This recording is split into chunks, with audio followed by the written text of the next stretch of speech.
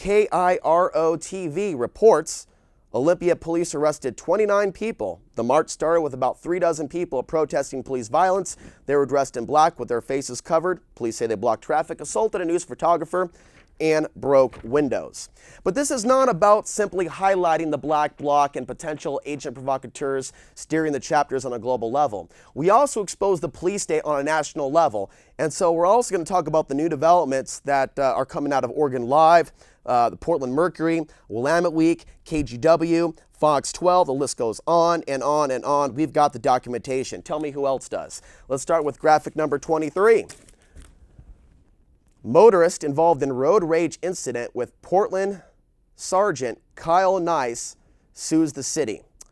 And what we're seeing here in a situation between Kyle Nice in graphic 23, Bill, between Kyle Nice harassing actually one man who he says almost hit him. Kyle Nice had his child in the back with 2 propane tanks.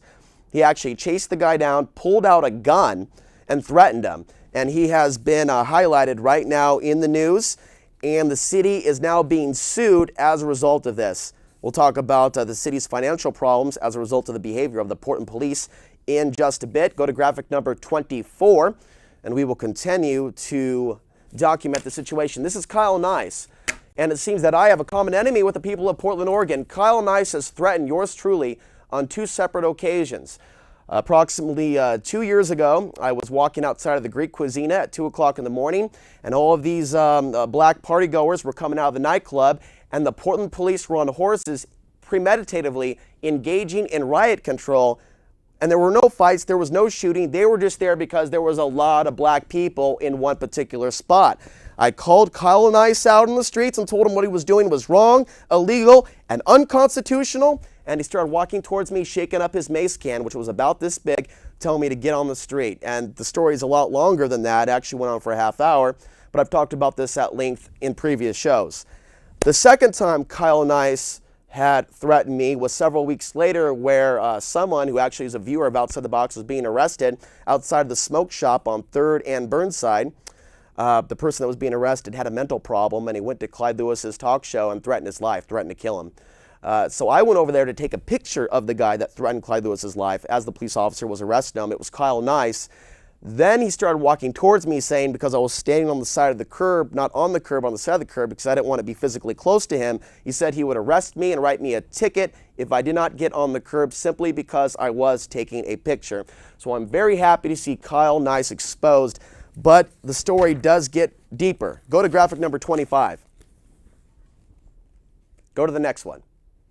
Portland officer files whistleblower complaint, accuses Bureau of punishing him and speaking out. And I've seen this officer before. So we've got one officer, a good cop, highlighting what the bad cop is doing. And what did they do? They took him off duty and sent him to the warehouse. Rosie Sizer, by the way, is about to be fired.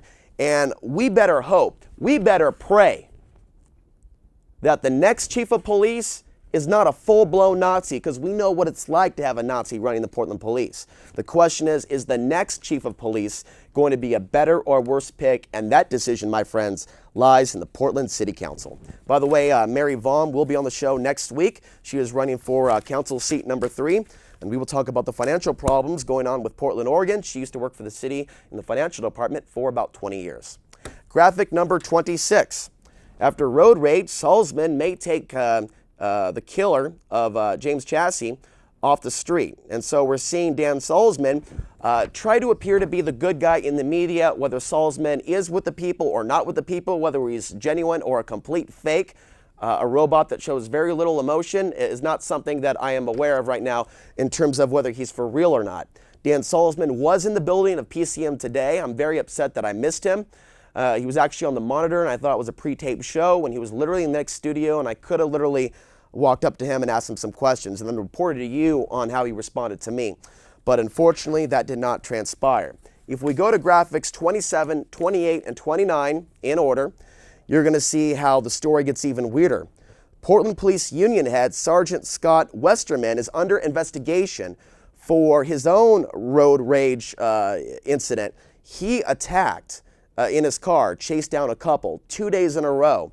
According to the Oregonian,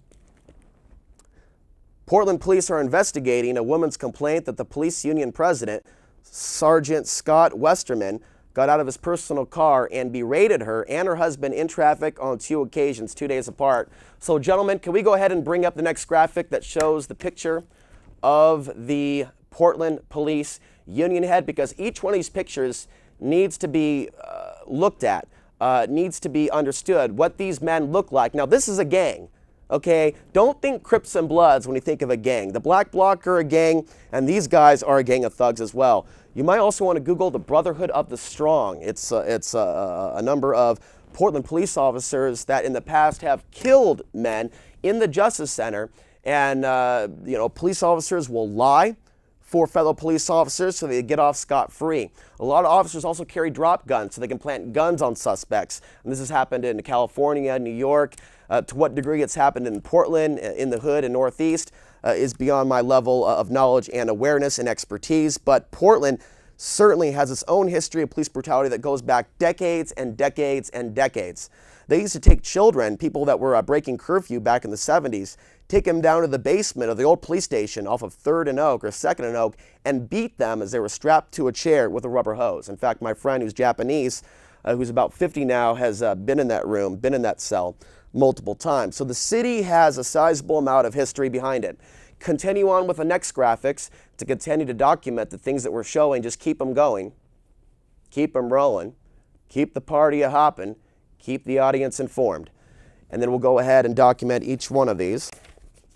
This, by the way, is Jack Collins. He's the one that was murdered at the Hoyt Arboretum just the other day. And we see here in the Oregonian, grand jury finds no criminal wrongdoing in Portland police shooting at Hoyt Arboretum. And so we are seeing no accountability whatsoever. So basically the police are asking for it. They're almost asking for violence. They're almost asking for a violent resistance to what they're doing.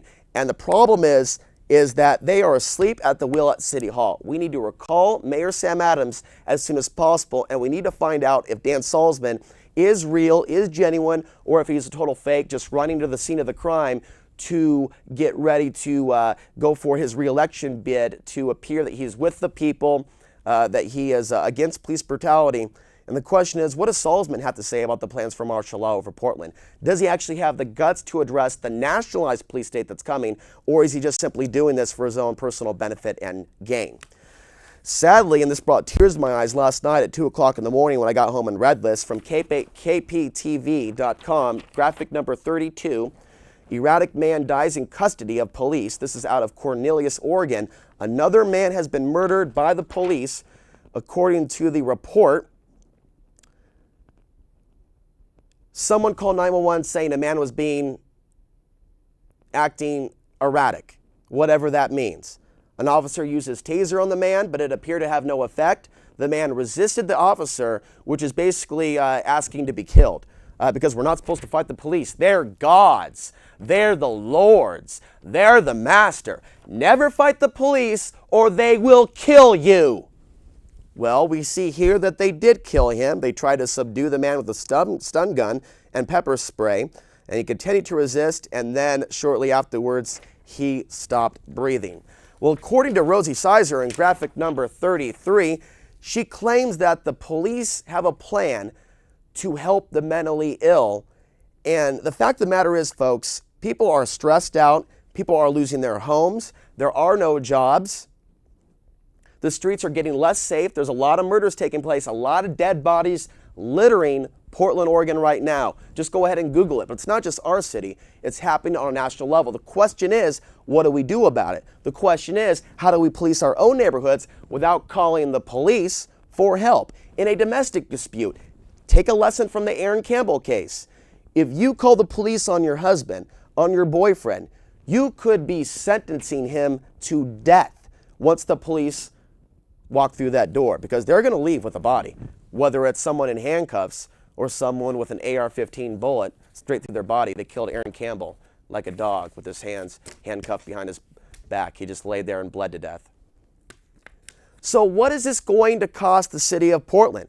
It's going to cost the city of Portland a lot. We're going to talk about that later on. It appears that Portland is about to go bankrupt because the Portland police have a $5 million budget shortfall. They ran up